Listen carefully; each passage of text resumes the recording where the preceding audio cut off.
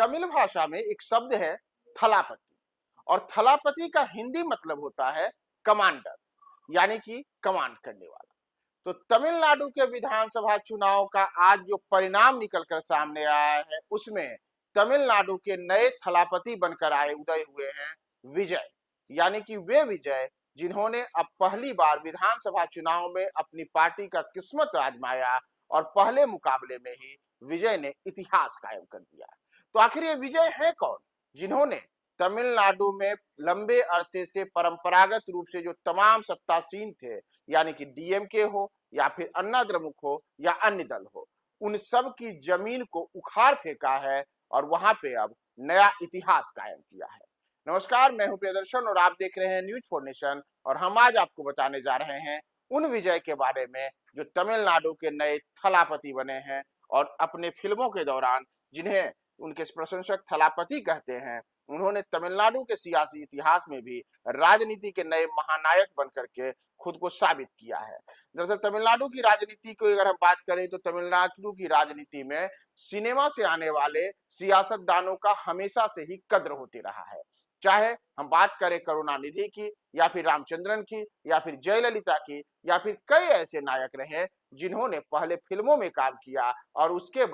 इसके बाद सिनेमा के पर्दे से हट करके उन्होंने सियासत में किस्मत आजमाई और बड़ी सफलता हासिल की है। तो उसी लिस्ट में अब तमिलनाडु के इतिहास में नया नाम जुड़ गया है विजय का। ये वही विजय हैं जिन्होंने इस बार के तमिलनाडु विधानसभा चुनाव के दौरान बड़ी सफलता हासिल करने की ओर कदम बढ़ा दिया है। अगर हम दोपहर के 1:30 बजे तक के चुनाव के रुझानों की ओर नजर डालें तो टीवी के जो कि विजय की पार्टी है तमिल व्यक्ति कजगम, उसने 110 सीटों पर बड़ी बढ़त हासिल कर ली है और 234 सदस्यीय विधानसभा जो है तमिलनाडु में, वहां अपने बलबूते सरकार बनाने की ओर तेजी से आगे बढ़ रहे हैं। तो अगर हम विजय की बात करें तो विजय के अगर हम पूरे नाम पर आए तो विजय का पूरा नाम है जोसेफ विजय चंद्रशेखर। इनके अगर हम धर्म की बात करें तो इनका धर्म क्रिश्चियन है। साथ ही साथ इनका जन्म 22 जून 1974 को तमिलनाडु के चेन्नई में ही हुआ था, जिसे उस दौर में मद्रास कहते थे। इनके पिता एस.ए. चंद्रशेखर भी तमिल फिल्म इंडस्ट्री से ही जुड़े हुए थे और उस इंडस्ट्री के जाने माने निर्देशक थे, जबकि इनकी मां शोभा चंद्रशेखर एक प्रसिद्ध गायिका थी। और इनके परिवार में शुरू से ही जो धार्मिक विविधता देखी गई है, उनमें इनके पिता चंद्रशेखर जहां ईसाई मूल के थे, वहीं इनकी मां शोभा हिंदू मूल की थी, जबकि बचपन में ही इनकी एक बहन थी जिनका निधन हो गया था। विजय ने अपनी शुरुआती पढ़ाई के बाद लोयला कॉलेज में विजुअल कम्युनिकेशन की पढ़ाई की और बाद में उनका जो जुनून था वह सिनेमा के प्रति ऐसा बढ़ा कि उन्होंने पिछले 3 दशक के अपने लंबे सिनेमाई करियर के दौरान जो कई फिल्में की, उनमें 60 से ज्यादा ऐसी फिल्में रहीं जिसमें उन्होंने मुख्य भूमिका निभाई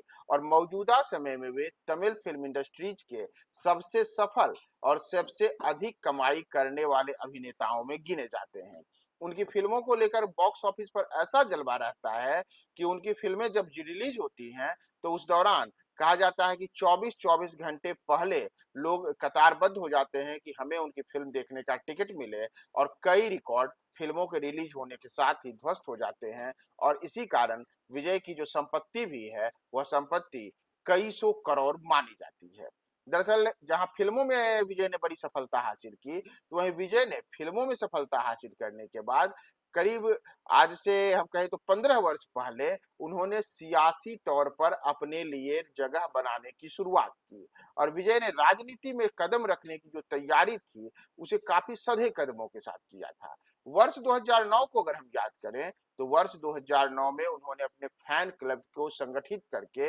विजय मक्कल इयक्कम बनाया था, जो धीरे धीरे पूरे तमिलनाडु में सामाजिक कार्यों, जनसेवा कार्यों के लिए पूरे तमिलनाडु में प्रसिद्ध हुआ। और जमीनी स्तर पर जो इनका क्लब था विजय मक्कल इक्कम, इसने बड़े स्तर पर यहाँ पे प्रभावी उपस्थिति दर्ज की। और नतीजा रहा कि वर्ष 2022 में जब स्थानीय निकायों के तमिलनाडु में चुनाव हुए तो उन चुनावों में पहली बार विजय ने एक रणनीति के तहत अपने कई समर्थकों को अलग अलग स्थानीय निकायों के चुनाव में उम्मीदवार बनाया। और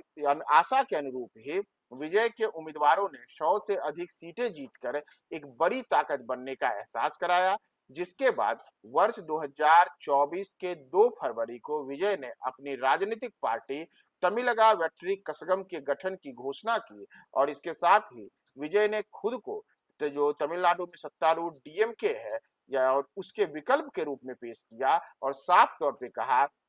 कि स्टालिन की पार्टी डीएमके उनकी राजनीतिक दुश्मन है और तमिलनाडु के लिए यह एक बुरी ताकत है जो तमिलनाडु के भविष्य को खराब कर रही है। वहीं विजय ने एक बड़ा हमला उस दौरान भारतीय जनता पार्टी पर भी किया था और कहा था कि भारतीय जनता पार्टी से हम विचारात्मक विरोधी हैं। वे भारतीय जनता पार्टी किसी भी स्तर पर तमिलनाडु के लिए सही पार्टी नहीं है। भारतीय जनता पार्टी और उसके सहयोगी दल अगर तमिलनाडु की सियासत में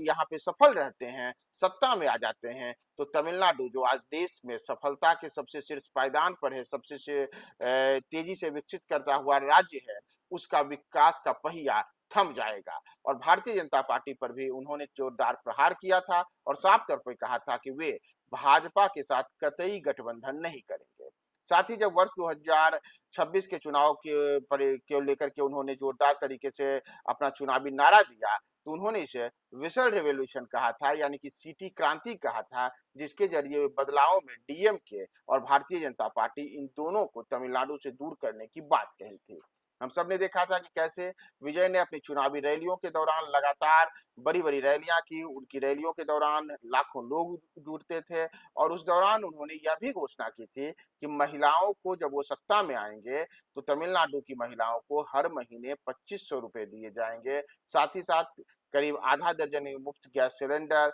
और मुफ्त बिजली जैसी कई बड़ी घोषणाएं की थी, जो आम लोगों को सीधे तौर पर उन्होंने प्रभावित करने के काम किया था। और तब विजय जो फिल्म इंडस्ट्री से ही आए हैं और तमिल फिल्म इंडस्ट्री से आए हैं, उन्होंने अपने आदर्श के रूप में तब एमजी रामचंद्रन, जयललिता और करुणानिधि का नाम लिया था और कहा था कि ये ऐसे तमिलनाडु के सियासी नायक रहे जिन्होंने फिल्म जगत से आकर के तमिलनाडु की राजनीति में न केवल पांव जमाया, बल्कि तमिलनाडु को देश का सबसे विकसित राज्य बनाने में आगे आया और आज तमिलनाडु देश के विकास का इंजन बना हुआ है। तो उसी रोल मॉडल के सहारे हम एमजी रामचंद्रन, जयललिता, एम करुणानिधि, उनके आदर्शों को कायम करते हुए तमिलनाडु के लिए काम करेंगे और विजय ने अपने लिए सपोर्ट मांगा था। इतना ही नहीं, तमिलनाडु में जो तमिलनाडु फिल्म इंडस्ट्रीज है वो अभी काफी प्रभावी तरीके से जो कई उनके अभिनेता थे, कई निर्देशक थे, कई अन्य कलाकार थे,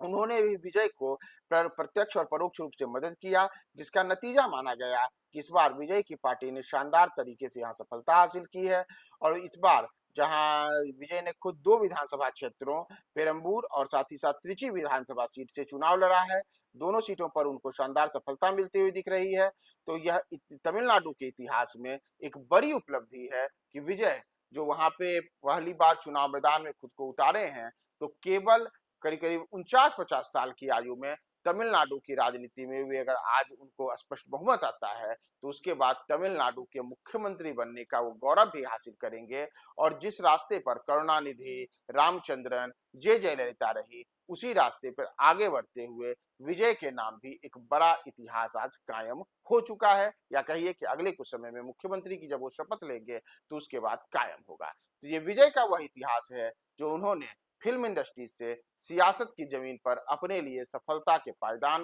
बढ़ाए और वे बड़े स्तर पर आज सफल होते हुए दिख रहे हैं।